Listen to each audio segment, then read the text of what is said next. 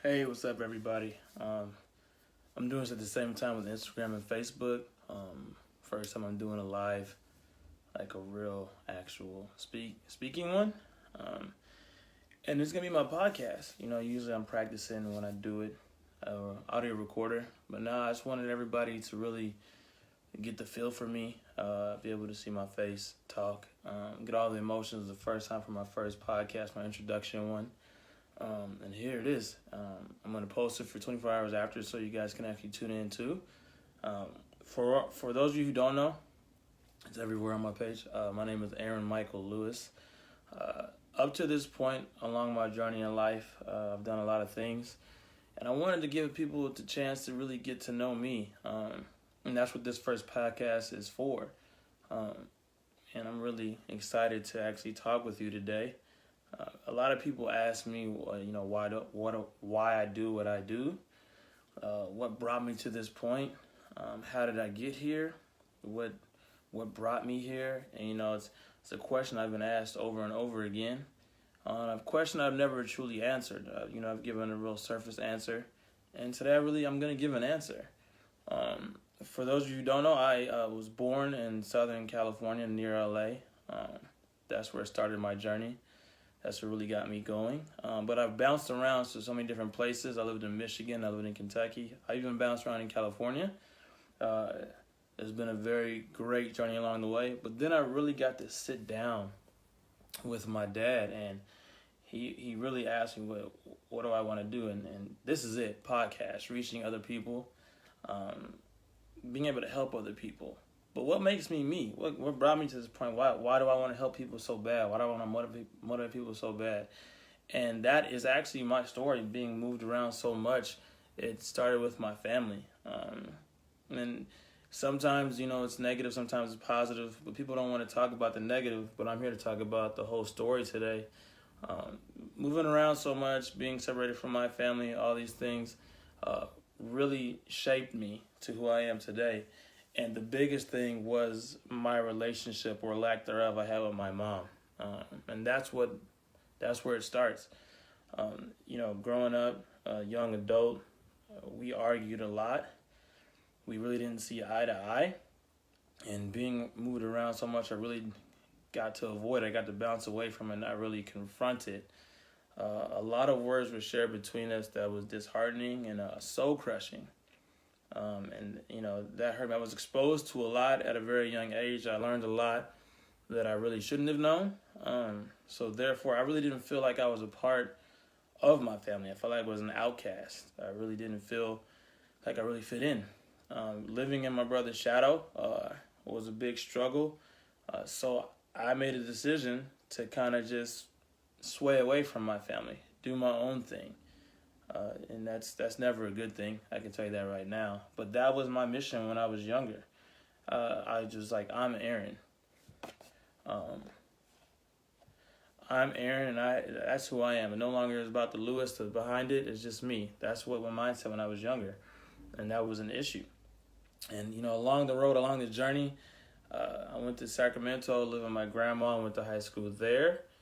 And I was just in my own head. I lived a very negative life back then, and I wanted to find an outlet. So growing up, my first outlet was, personal training and really getting into fitness. And I was like, you know what? I don't need my family. I can do this all by myself. I can find my own road. I can find my own path. I don't need anybody else.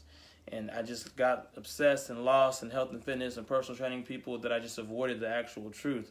All along the while, me and my mom's relationship just became more and more destructive, became more and more pain. And that flooded over to other relationships that I had. Like I really resented women in a sense. I really had an issue with commitment, and I hated the thought of it. And I was like, you know what? I don't really need that in my life. So I just kept going, kept pushing, kept going, kept pushing, ignoring the facts, ignoring all the friendships that I lost, all the people that I lost, all the negativity that was being driven in my life. I thought I was helping. I wasn't. I just continued to avoid the truth, avoid the pain. And as I was growing into being a man, it showed in each friendship I had. It became so easy to lie to people or deceive people and just use people. because I didn't really have a bond with people or a connection. I just continued to avoid it and do my own thing. And it really hurt because I didn't really have a relationship with my dad at that point or my brother. And you have to realize the people around you shape you. The energy around you shapes you. And all the energy I was putting around myself was negative. And that's never a good thing. And I only hurt myself.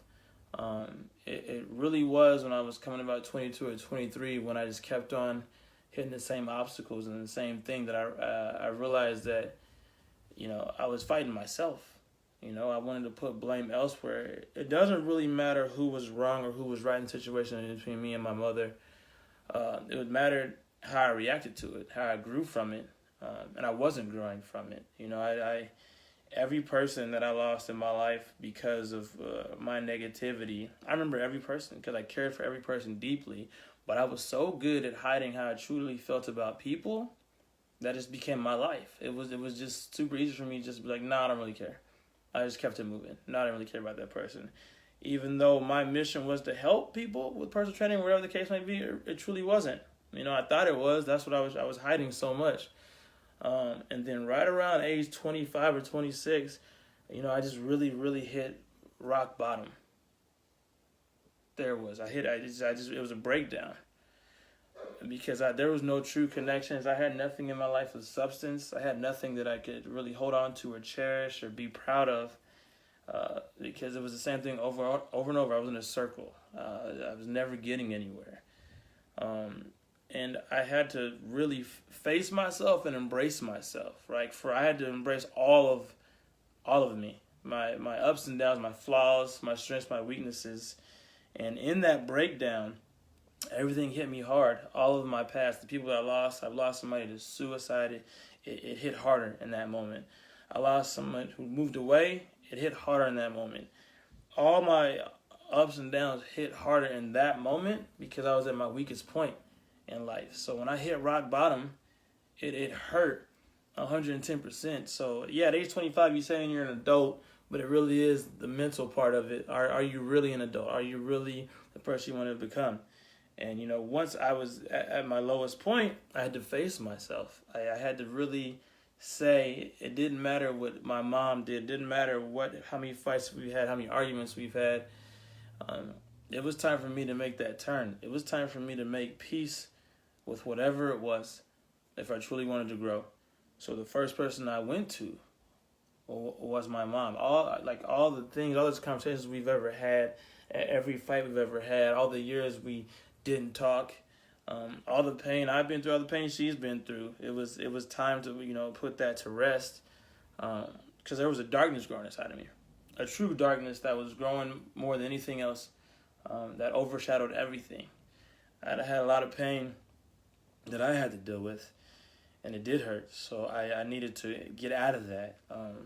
I didn't have a family. I didn't talk to my brother, I didn't talk to my dad, I didn't talk to my mom. It was just me. And it hurt like a whole bunch. So I went to my mom after all the things that we've been through, and I mended that, right? So people want to operate off of pride, but you can't. I've done so many things that should have propelled me to success, but because I couldn't find peace within myself, none of that mattered.